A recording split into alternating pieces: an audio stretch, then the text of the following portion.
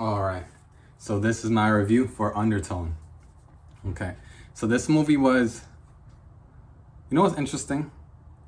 There's a part of me that wants to say this movie was pretty good, but then I'll be lying.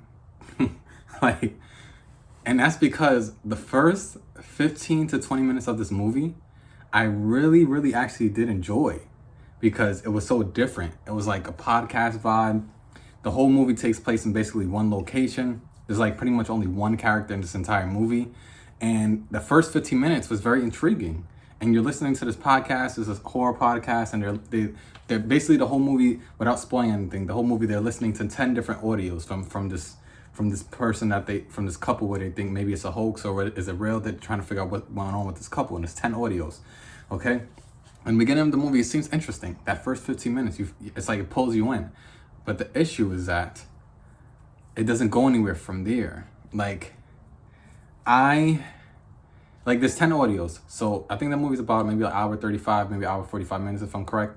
And by the time we get to the last two audios, like we basically went through an entire slog fest of an hour and 30 minutes pretty much, because it ends really pretty abruptly in my opinion. But that first 15 minutes was intriguing. There's something here, but I think they should have incorporated maybe a different element. Maybe because sometimes when I watch the movie, I was close my eyes just to like listen to the podcast, like I was listening to a podcast, and that part was interesting. I was intrigued in the movie at that point, but it was very slow, and it doesn't really like you get new information as the story goes, but it's not enough to like I feel. Here's the thing: when movies are slow in the beginning, I don't have a problem with it as long as the payoff rewards me for my time spent during the slowness. And I feel like the end of this movie is not rewarding me for an hour and 30 minutes of basically just listening to audios and one or two jump scares, and I feel like my time was wasted. You know what I mean? I feel like they just padded the runtime as much as they can to make it a movie. This could have been a great short, and they could have won 1 million awards, and everyone would be like, "This is amazing." And then they could have thought about a different idea, and then that went to the movie theaters, and then they would have did the great. But as a film, it didn't really do good for me. And it's interesting because my theater was pretty packed. People are ready for horror. They have this hunger. They want to see a good movie, good scary flick. And in my theater, even though it was packed, about 7 different times during the movie, you hear snoring in different pockets of the theater. People fell asleep. And I understand why they fell asleep, because sometimes you hear birds and it's very relaxing while they're doing the podcast at some points in this house until they played audio. So I can understand people getting real relaxed in the podcast mode and watching one person speak the whole film. So maybe that's why they fell asleep. But I just felt the end wasn't rewarding.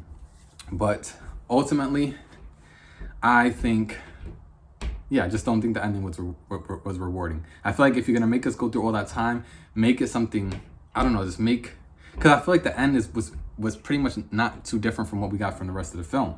And one thing I do want to state is, I think something that could have saved this film, even though it's only one character, maybe they could have, and I know they wanted to do this podcast thing while us listening, that's great, but maybe they could give us a tiny bit of, I don't know, just, because the other character, the girl was talking about, the girl's doing a podcast with her friend, and you don't really see him, you really don't see him.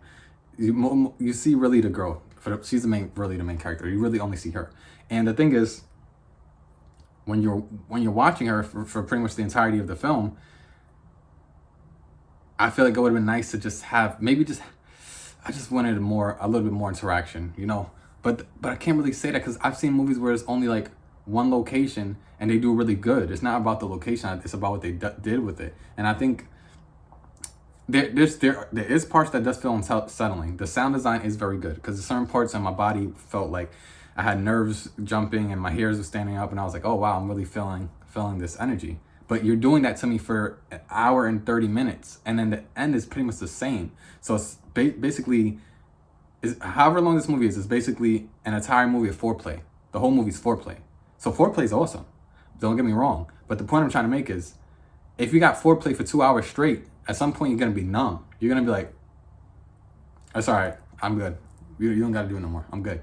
That's how I feel about this movie. Like I feel like I was his foreplay the whole movie, and you don't really get, you don't get the climax. Is what I'll say. The ending is not a climax. It's not rewarding. Going back to what I was saying about it not being rewarding. The ending wasn't satisfying for me, and it wasn't enough for me to chew on. But hopefully, you guys enjoy it. I don't want to make this too long because That's pretty much my thoughts. But if someone asked me and I had to give this movie out of 5 stars, I would say I would give this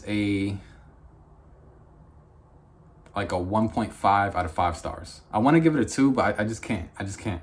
Like, I just can't. 1.5 out of 5 stars. I really did. I feel like I didn't enjoy it as much. But anyways, check it out if you want. It's Dejo, know the name. Spread love and light. And since I'm excited for Mortal Kombat 2, we're going to keep signing it off with a get over here. So peace out. Get over here.